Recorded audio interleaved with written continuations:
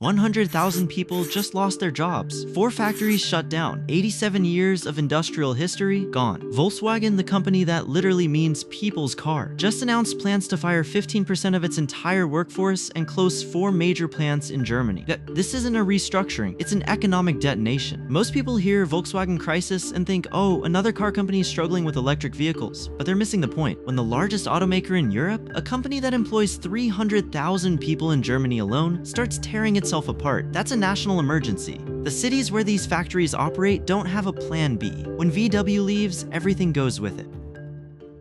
The scale here is staggering. Volkswagen has roughly 680,000 employees worldwide. 100,000 of them are about to be laid off. That's 15% of the workforce, 1 in 7 workers. And the 4 factories being shuttered aren't just assembly lines. They're the economic lifeblood of their cities. These plants employ thousands of people directly, but each job supports maybe 3 or 4 more in the local economy. The restaurants, the suppliers, the housing markets, the schools, they all depend on VW. When those factories close, it's not just 100,000 jobs disappearing. It's entire communities losing their reason to exist. The German word for it is Strukturwandel, structural change, but that sounds too gentle. This is structural collapse. Volkswagen is Germany's largest private employer. It's the beating heart of the country's industrial identity. To understand why this matters, you have to go back to where it all started. 1937, Germany, the Nazi regime. Hitler's vision was simple. Every German family should own a car. The Volkswagen, literally people's car, was supposed to be the automotive equivalent of affordable housing. Cheap, reliable, accessible to everyone. A factory was built in a small town called Wolfsburg. But here's the dark truth. The Volkswagen project was built on slave labor. The Nazis used concentration camp prisoners to construct the factory. The original design by Ferdinand Porsche was supposed to cost 990 Reichsmarks, about the price of a small motorcycle. It was a propaganda tool. Then the war ended. The factory was in ruins. The British Army took it over. And in a twist of irony, a British officer named Major Ivan Hurst, who was supposed to be dismantling the plant, instead restarted production. He figured, why destroy it when we can use it to rebuild? By 1946, the VW factory was producing 1,000 cars a month. The Beetle, that round, quirky little car, was born. The Beetle became the best-selling car in history. By 1972, it had surpassed the Ford Model T with over 15 million units sold. By the time production ended in 2003, over 21 million Beetles had rolled off the assembly line. The car that was born from tyranny became a symbol of freedom, the people's car for the entire world.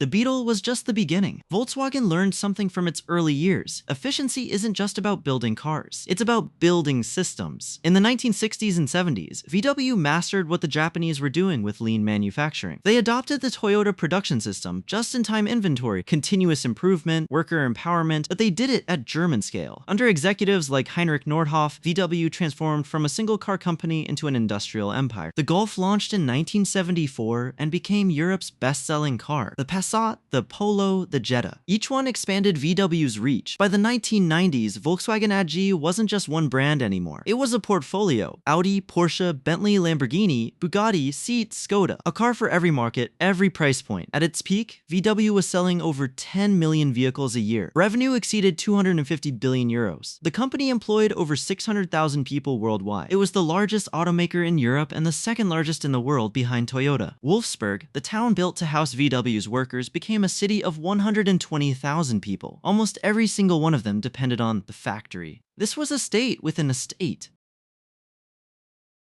So how did it all go wrong? The answer has a name: China. For decades, China was Volkswagen's golden goose. The company entered the Chinese market in 1984, forming a joint venture with SAIC Motor. For years, VW dominated. The Santana and the Jetta were the default cars for Chinese families and taxi fleets. At its peak, VW held nearly 20% of the Chinese car market, 20% in a country of 1.4 billion people. That's a monopoly. Then Chinese automakers learned they didn't just copy VSW's playbook, they rewrote it. Companies like BYD and Geely started building electric vehicles that were cheaper, more advanced, and more attuned to what Chinese consumers actually wanted. The BYD Seagull, an electric hatchback that starts at around $10,000, is a middle finger to the entire Western auto industry. Compare that to VSW ID3, their flagship electric vehicle. In China, it starts at around $35,000, 3.5 times the price of the Seagull. And the Seagull is actually a good car. It has a 300-mile range, fast charging, and a tech stack that makes the ID.3 look like it was designed in 2015, because it was. VW's market share in China has plummeted from nearly 20% to under 10% in just 5 years. BYD overtook VW as the best-selling car brand in China in 2023. That's a tectonic shift. The market VW created is now destroying it. The student didn't just surpass the master, the student buried the master. China was the biggest blow, but it wasn't the only one. VW is getting squeezed from every direction. In Europe, the electric vehicle transition isn't going according to plan. Governments set ambitious targets, ban ICE cars by 2030, 2035, but consumer demand hasn't followed. Europeans are hesitant about EVs. Range anxiety is real, charging infrastructure is inconsistent, and the cars themselves, they're expensive. A Volkswagen ID.4 costs around 45,000 euros in Germany. That's not a people's car. That's a rich person's experiment, so EV demand is stalling, and VW is stuck with billions in inventory and a production line built for a future that hasn't arrived yet. Meanwhile, in the United States, things are even worse. The Trump administration's protectionist policies, tariffs on European cars, incentives for American-made vehicles are hammering VW's already thin margins. The US was supposed to be VW's growth market, the place to offset declining sales in China. Instead, it's become another battlefield. Interest rates are high, consumer confidence is low. People are holding onto their old cars longer. The average age of a car on American roads is now over 12 years. In Europe, it's nearly 11. Nobody's buying new cars. And VW, with its high-cost German factories and its premium brand image, is the most vulnerable player in a market that's shrinking.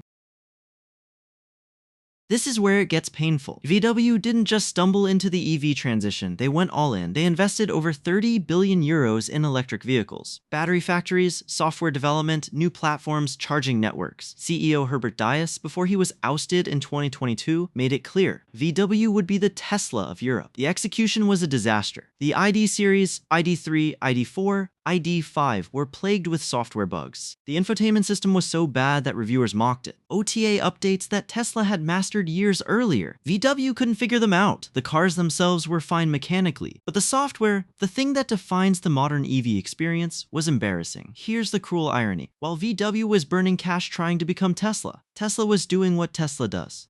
The Model Y became the best-selling car in the world. Not the best-selling EV, the best-selling car, period. Meanwhile, VW's EV sales are a fraction of Tesla's, and the company is hemorrhaging money on a transition that's supposed to save it, but is actually killing it. The 30 billion euros investment hasn't generated returns. The EVs aren't profitable. The software is still broken, and now VW has to cut 100,000 jobs to pay for the mess. That's not a strategy. That's a death spiral.